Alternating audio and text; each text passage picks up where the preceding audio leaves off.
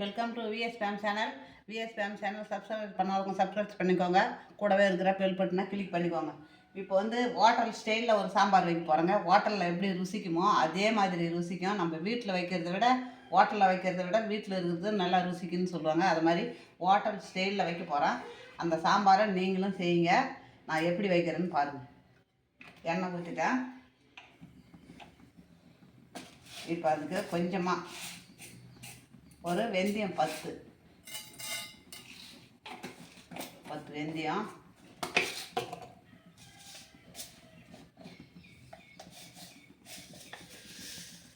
இப்போ அது கடுகு,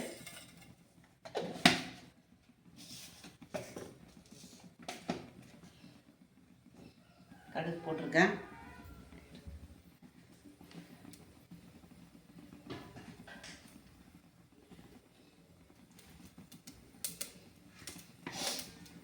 கடுகு பொரியட்டும்.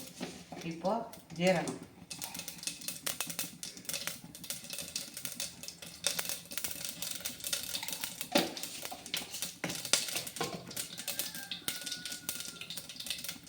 அதை போட்டாச்சு. இப்போ சின்ன வெங்காயம் ஒரு 100 வெங்காயம் உரித்து வச்சுருக்குறேன். சின்ன வெங்காயத்தை நம்ம போட்டுக்கலாம்.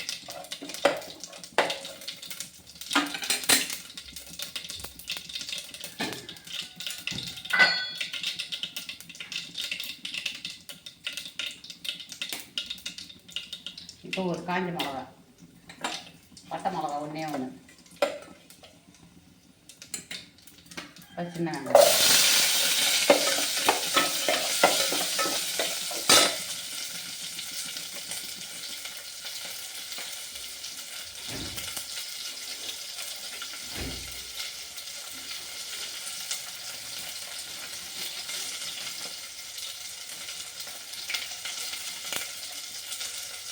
அதுக்கு தேவையான கறிவேப்பிலை,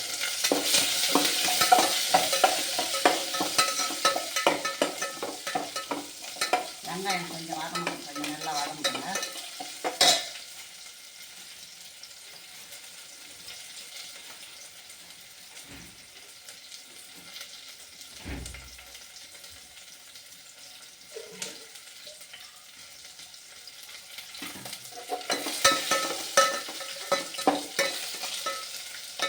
வெங்காயம் வதங்கிடுது. இப்போ தக்காளி போட்டுக்கலாம்.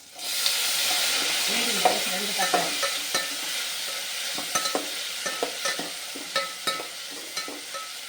எங்கள் வீட்டுக்கு ஒரு 5-6 பேர் சாப்பிட்ற மாதிரி வைக்கலாம்.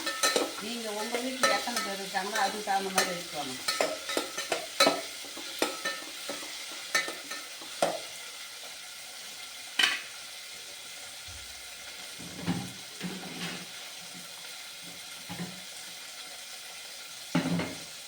இப்போ இந்த சாம்பாருக்கு தேவையான உப்பு,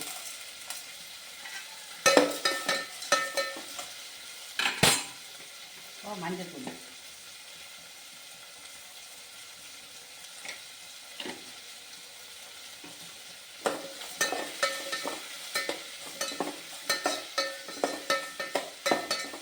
தக்காளி கொஞ்சம் வதங்கின உடனே ஒரு அரை இதில் ஒரு 50% தக்காளி வதங்கிட்டுங்க. அப்புறம் காயெல்லாம் போட்டுக்கலாம்.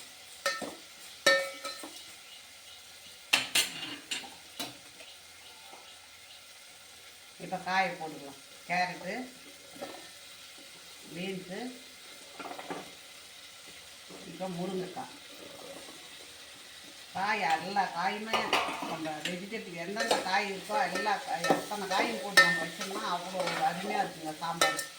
ஒரே காய் போட்டு வைக்க வேணாம்.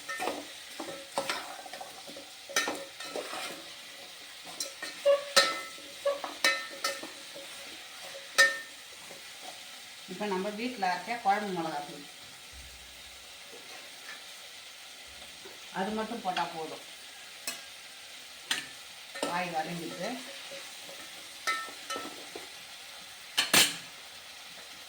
குழம்பு மிளகாய் தூள்,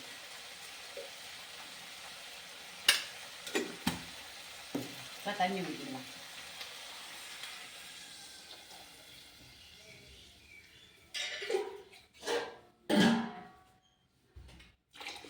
காய் வேகட்டும், நல்லா வேகட்டுங்க.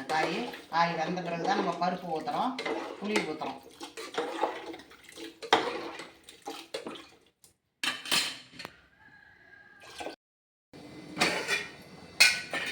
காய் வெந்து போச்சு பாருங்கள். காயெல்லாம் நல்லா வெந்து போச்சு. நல்லா வெந்துச்சு. இப்போ நம்ம பருப்பு ஊற்றிக்கலாம். பருப்பு வேக வச்சு எடுத்து வச்சுருக்கிறேன். இப்போ பருப்பு ஊற்றிக்கலாம்.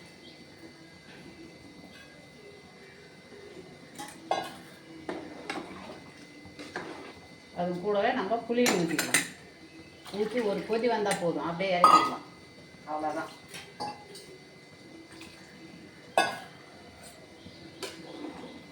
ஒரு 2 நிமிஷம் கொதிக்கிட்டோங்க, இறக்கலாம். இப்போ நல்லா கொதிச்சிட்டு பாருங்கள் சாம்பார். இப்போ நம்ம ஒரு சிட்டிகை வெல்லம், ஒரு சிட்டிகை வெல்லம். இப்போ வெல்லம் போட்ட உடனே கொதிக்கூடாது, நிறுத்திடணும். இப்போ கொத்தமல்லி, புதினா, அவ்வளோதான். சாம்பார் முடிஞ்சு போச்சு. அவ்வளோதான், அப்படியே மூடி வச்சிட வேண்டியதுதான்.